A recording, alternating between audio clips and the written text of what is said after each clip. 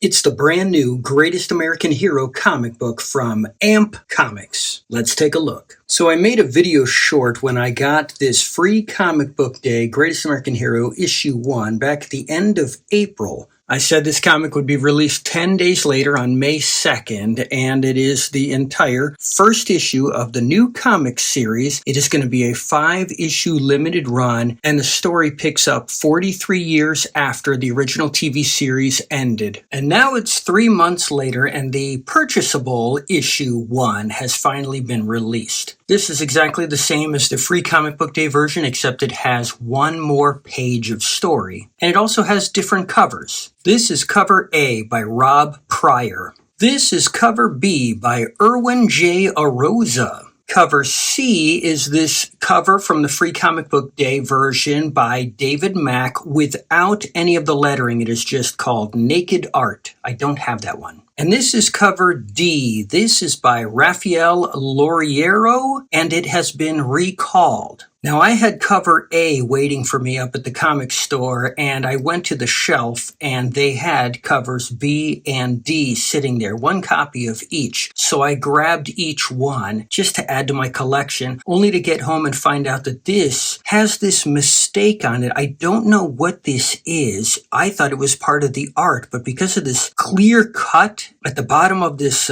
illustration element, it does look kind of weird. At any rate, this is not supposed to be here. So this comic is supposed to be recalled. I grabbed the only one at my store, so it wasn't trashed. They're going to reissue a new one, but if you go on eBay, this is very expensive already, and it just came out. Now, there are a few more covers. There is a San Diego exclusive cover with different art by David Mack that I don't have, very expensive, and another San Diego exclusive cover by Michael Calero that I would also like to get because it is a new piece of art for the cover, but again, very expensive. There is one more cover. I don't care to get it. It is a sketch cover. All it is the logo, the name, and it is just blank white. I don't care about that. Now let's take a look inside. The comic is written by Don Handfield and drawn by Alper Geckel. Don Handfield is also the CEO of AMP Comics. Now, this was officially released on July 29th. I got mine on July 28th, and that was the day that news was released to the public that Jean-Pierre Dorliac had died a few days earlier on July 23rd. He was the costume designer for the Greatest American Hero television series. He made the super suit. He also designed the costumes on Battlestar Galactica, Buck Rogers, Automan, a lot of other stuff. It is now August 2nd. On August 26th, we will get issue 2. September, we'll get issue 3. October, issue 4. And November, we'll get issue 5. Each issue will have 3 different variant covers. As you can see, the spaceship from the original series pilot has returned to the desert, and they beam down Ralph Hinckley 43 years after the series ended. He is now a lot older. And out there in the desert is his old car, takes it into town. They talk to him through the radio, just like the old show, right? And there, he's still got his suit. And now we catch up with Kevin, Ralph's son,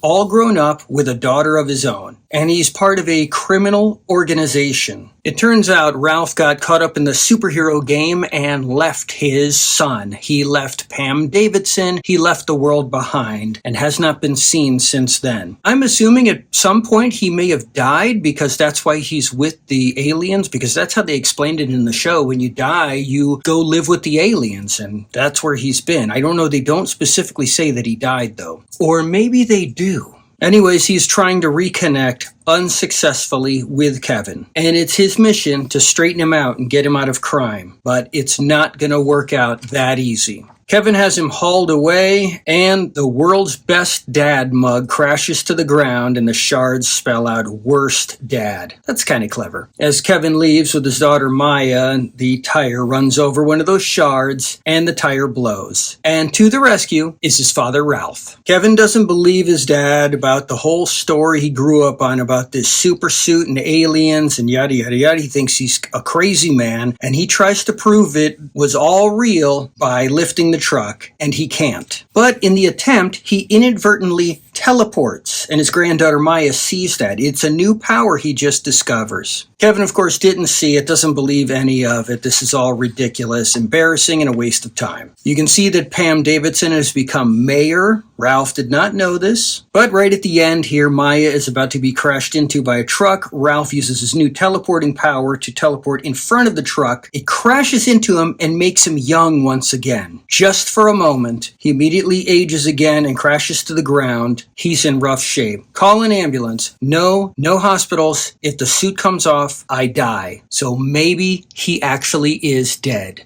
To be continued. I can't wait to see where this storyline goes. It's very exciting.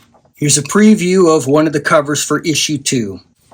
Way back in 2008, William Katt actually wrote a 3-issue comic series for the Greatest American Hero from Catastrophic Comics or Arcana Comics. I don't know, take your pick. Just like the new series is from AMP Comics, but when you look it up, it says it's published by Whatnot/Massive Publishing. So I don't know how this stuff works. The first 2 issues of this series were released simultaneously in December of 2008, probably a few months earlier, and you would get them directly from William Katt on the internet. So of course he signed them to me like I asked him. Look up these on eBay. They are ridiculously expensive. It turns out this was a very low print run. If you weren't there at the time getting them, you didn't get them. If you try and get them now, good luck. Now there was a 3rd issue. It came out in May of 2009. Well, that's the cover date. It was probably released a few months earlier. And I have that one. I show it in my other Greatest American Hero video. Right now, I can't seem to find where I put it. I know it's here. I just got to look further. It's okay. It's the one with Barack Obama on the cover. And this comic series was basically the original story from the show, but revamped for modern times. Well, modern in 2008, which was when the Iron Man movie came out. So everyone has cell phones, stuff like that, but it's the same story. A year or 2 after that, I won an art contest for the Greatest American Hero off of his website, again, William Katt's website, and he Skype called me. I have the whole thing recorded. It's great. I showed on the other video, at least clips of it, but here are some screen grabs from that. And boy, it was such a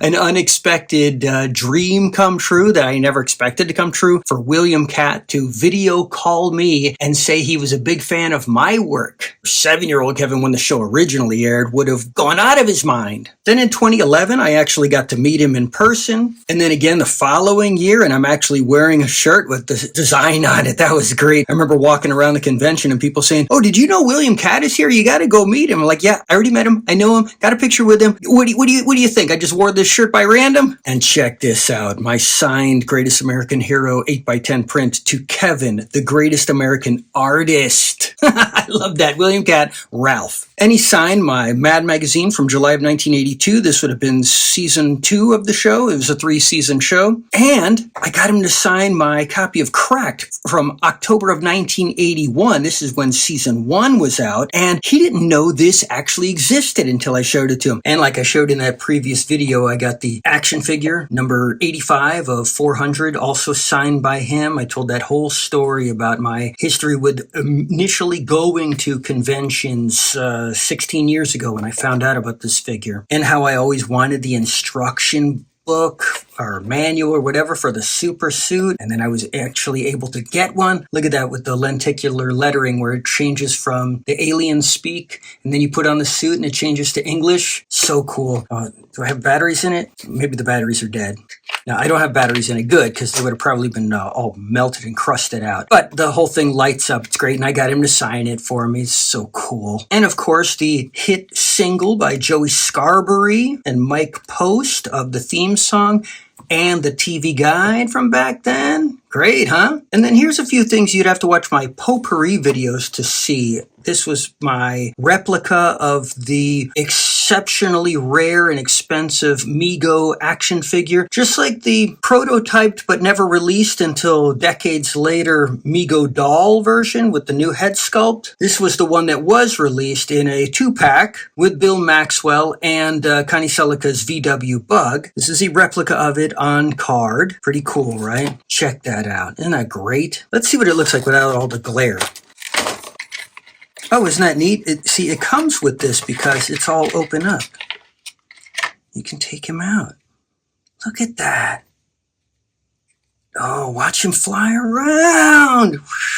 Leave it or not, yeah! Oh, I love that. Toy Weaver custom toys and figures. And before I got this, I found someone on Etsy that 3D printed both figures, including the Bill Maxwell one. Now, these do not move. The joints don't move. They're solid and they're hand painted, but it is both figures. So that's really cool. So that's it for now. Now, I'll see you next time.